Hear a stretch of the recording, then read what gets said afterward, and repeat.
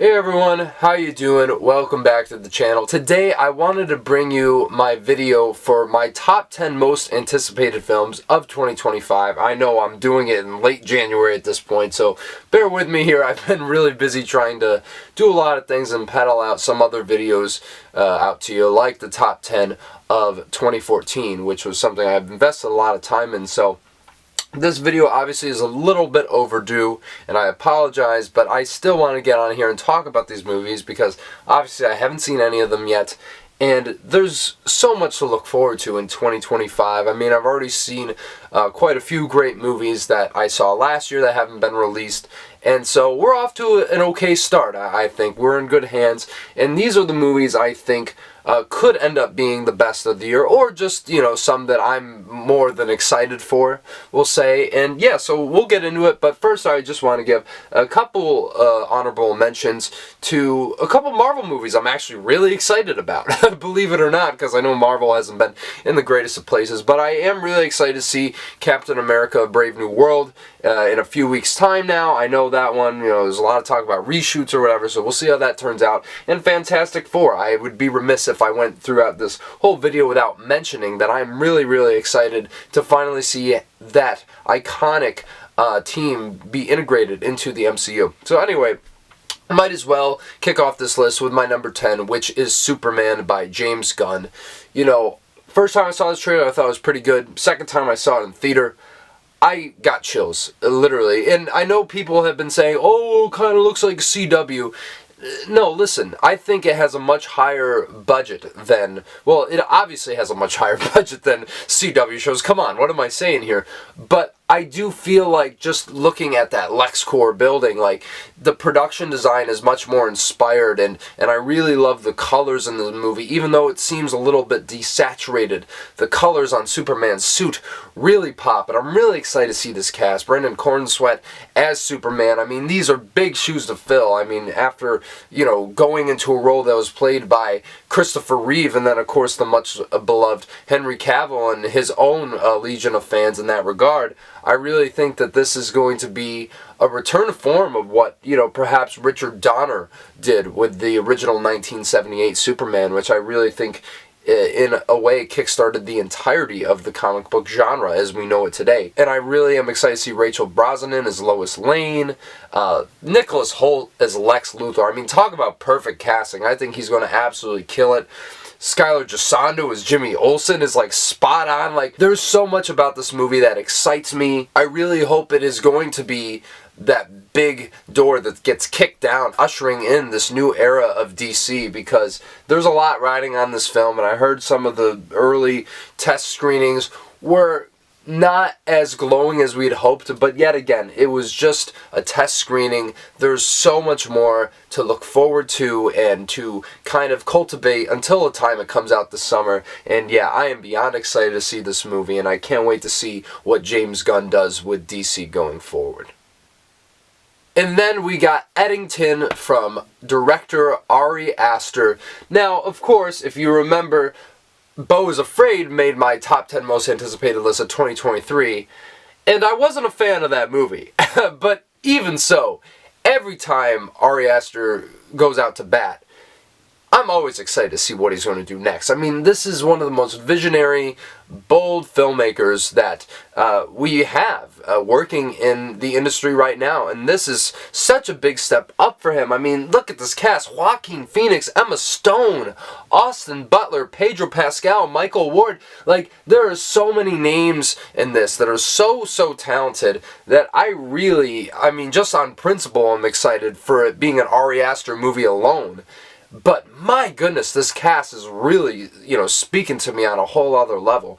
The only reason it isn't higher on the list for me is because of Beau is Afraid. Like, I'm going to be completely transparent here. I do think that I have my reservations, you know, with Ari Aster at times, but still, this is one to absolutely look forward to. Maybe this could be his big magnum opus, or so I hope, but we'll have to see in the months to come. But I'm very excited to see Eddington nonetheless. And then at number 8, I have Wicked for Good, directed by John M. Chu. And let's be honest, It's a pretty terrible title. Like, why didn't you just call it Wicked Part 2? We all know what the hell this is, okay? You know, so, I don't know. Besides, you know, bad title and all that, I really am excited to see how they adapt the second act of Wicked to the big screen, because I really did enjoy the first Wicked. It wasn't one of my favorite movies of the year, but I still was pleased by the overall product. I mean, there's so much love that was poured into that film. The performances are great, and I think that this could be a very emotionally rousing finale to that story. I don't know for sure, because I know some people say, well, the second act of Wicked is nowhere near as good as the first, but I do have faith in John M. Chu and company to deliver a very, you know, tragic and very heartfelt story. A very heartbreaking one at that, in the way that Denis Villeneuve did last year with Dune Part 2, which I like to compare this to. I'm not saying that this is going to be as good as Dune Part 2, but I certainly think this has the potential to be one of the best movies of the year, considering how big of a success and a cultural phenomenon Wicked was. I really do think that this is one that is at the top of my list. I mean, especially after that stunning finale with Defying Gravity. There's no way that I don't want to see this movie, and I really hope that I don't know if there's elements from the first film that they're going to improve on. I think story-wise they will. Cinematography, I'm still a little conflicted about that. But yeah, I'm so excited to see this part 2 and conclusion to what already was a very commendable musical film. And then at number 7, I have The Ballad of a Small Player, directed by Edward Berger, who has been on an incredible streak in the past few years with All Quiet on the Western Front, and of course Conclave, which, as you know, is one of my favorite films of 2024. I have yet to put out my list, but you'll see it is fairly ranked high on that list. And this movie really gets me excited. It's a Netflix player, of course, but the thing that really intrigues me about this movie is the pairing of Berger and Colin Farrell, who plays like a low-stakes gambler trying to pay off some debt.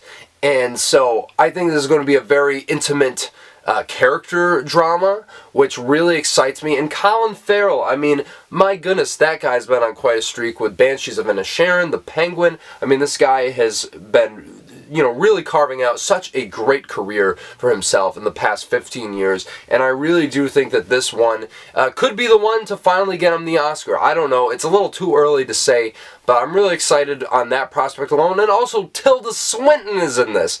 Maybe this is going to get her next acclaimed role and have her up for Oscar contention, because I really do think at this point it is hard to bet against Berger as a filmmaker. I mean, yet again, his last 2 movies are huge contenders at the Oscars, no doubt about it, and I feel like this might end up being the same situation in that regard. And so I don't know much about it beyond that, and that's okay, because when it drops on Netflix, I'm absolutely going to look forward to seeing this. Hopefully it plays some film festivals. Maybe I'll get to catch it early, but regardless, I am beyond excited for the third big feature that Berger has done in the past 5 years. And then at number 6, I have Wake Up Dead Man, a Knives Out mystery written and directed by Rian Johnson. This is for obvious reasons. If you remember my top 10 of 2022, Glass Onion was my second favorite film of that year, and I really love what he's been doing with this series, and just stellar ensemble cast after the next. And this one might be the most stacked yet. Of course, Daniel Craig coming back as Benoit Blanc. Always a mainstay, always tremendous in his films. But listen to this cast list, alright? You got Josh O'Connor, Kaylee Spaney, Andrew Scott, Glenn Close, for crying out loud, Kerry Washington, Josh Brolin, Mila Kunis, Jeremy Renner, Thomas Hayden Church. I mean, the list goes on and on. I really do feel like this could be one of his most stacked casts yet when it comes to these Knives Out movies. And I really feel like anything Rian Johnson does, I don't need to know what it is, but if it's Knives Out, I'm in, and I think that is absolutely the case for Wake Up Dead Man, which I really do think could end up being one of the absolute best movies of the year based on his previous work beforehand. Very excited to see what he does in this third entry in the series. And on to the top 5 on this list, I have Mickey 17, directed by Bong Joon-ho, which, if you remember, was on my list for the most anticipated films of 2024. Of course, it kept getting delayed, and now it's coming out in April, I think. So, you know, long ways out from its original release. But man, after watching this trailer, I am so seated for this. This looks like Bong Joon-ho doing Yorgos Lanthimos, and it absolutely looks so bonkers and insane. Pattinson looks so unhinged in this. Naomi Ackie looks awesome. Mark Ruffalo, yet again, not another unhinged Mark Ruffalo performance. Not that we haven't had a lot of those in the past few years, right? But I really do feel everything about this. The production design, the concept, it seems so heightened in all the best ways. It seems very self-aware. It seems a lot of fun. It seems like it's going to go to some pretty dark places, I would assume. I mean, it's a Bong Joon-ho film after all. This guy made Parasite, okay? And so, yeah, I'm really excited to see this movie, and we won't have to wait that much longer to see. I think this is probably one of the first on the list to come out, and so, yeah, I mean, I've been waiting for this for over 2 years, probably even more than that, and I think everyone else probably feels the same exact way. This is going to be big, you know, following up Parasite. He's been cooking for some time. I mean, Parasite was almost 6 years ago now, which is hard for me to even fathom. One of the all-time greatest films. But yeah, if anyone has the juice, it's Bong Joon-ho. I mean, what else can I say? And speaking of Yorgos Lanthimos, at number 4 I have Bonia. And this seems just like such a big movie that is really going to pay in dividends for Yorgos Lanthimos. Of course, one of the most insane filmmakers of the past, 2 decades. And I really do think that after Poor Things, I mean, this man is really on a streak right now, to the level that I don't even think some directors can reach. And so this one, I mean, just the concept of it alone seems very timely. You know, the kidnapping of a CEO of a major corporation who they think is an alien who's set to destroy the world. I think with that satirical lens, there's going to be a lot to explore and draw parallels to a lot of, modern day occurrences that have been happening. And I think it's really going to hit hard because you know how wacky Yorgos is. You know the lengths at which he'll go to tell this story. And it is from one of the writers of the Menu, so that really excited me because that was one of my favorite films of 2022. And of course, you get the teaming of Emma Stone, Jesse Plemons once again, and also Alicia Silverstone. Haven't seen her in a minute, so I really do think that this could end up being another one of Yorgos' absolute best films coming off of Poor Things, because my goodness, how can you really doubt this guy at this point in time? I absolutely love everything he's been doing lately, and I think that this one could end up being a major player at the Oscars. And I guess we'll have to see, but as for now, this one is definitely at the top of my radar. And then at number 3 on my list, I have Mission Impossible: The Final Reckoning. Do I really need to say why I'm excited for this movie? I mean, this series has been getting almost better and better, or just been absolutely consistent like no other series has been in history at this point. Going into a 7th or 8th entry, I mean, this is unbelievable, especially after Dead Reckoning Part 1, which I think was one of the best action movies of the past few years. I mean, is absolutely thrilling. And this one, I mean, we've seen the clip of Tom Cruise, like, promoting this movie standing on a plane. Like, it's absolutely nuts. And apparently the test screenings have said someone almost had a heart attack watching this movie. It was so thrilling and tense. So I really do feel like this could end up reaching the same levels as Mission Impossible Fallout back in 2018, which I still think is the best film in the entire series by far. But my goodness, we don't know if this is the end of the Mission Impossible franchise, because I know Christopher McQuarrie was saying it was, but Tom Cruise is like, oh, I can do these movies till I'm 80. And if he can, we'll let him, So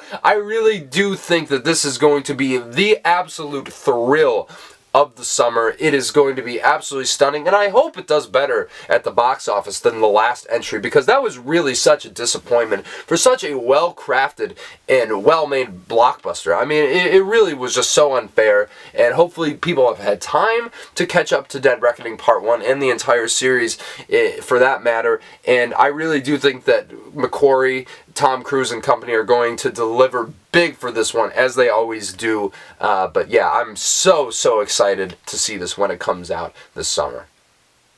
And at number 2 is a movie most of you probably haven't heard about, so I kind of wanted to bring this to y'all's attention. I don't know if it's going to get released in America this year, but I do know for a fact that this director, this filmmaker, is someone who I've been championing for the past few years, past 3 years at least, and that is Regis Bonatea with his third feature-length film, Levitating. My goodness, shout out to this guy. He is what I think to be one of the absolute masters of cinema. One of the guys that I hope people talk about in the years to come. I mean, really, he has been making one great movie after another. Photocopier, of course, made my top 10 of 2022. And Andrew Gaji most certainly will make my top 10 of 2024. Not to give too much away, of course, but this guy, such a great guy too, you know, really cares about the craft of filmmaking and the humanity within it, and yeah, just a really nice fellow on all accounts. And I think that I'm excited for this movie just on the fact that it is his third film. That's all I need to know.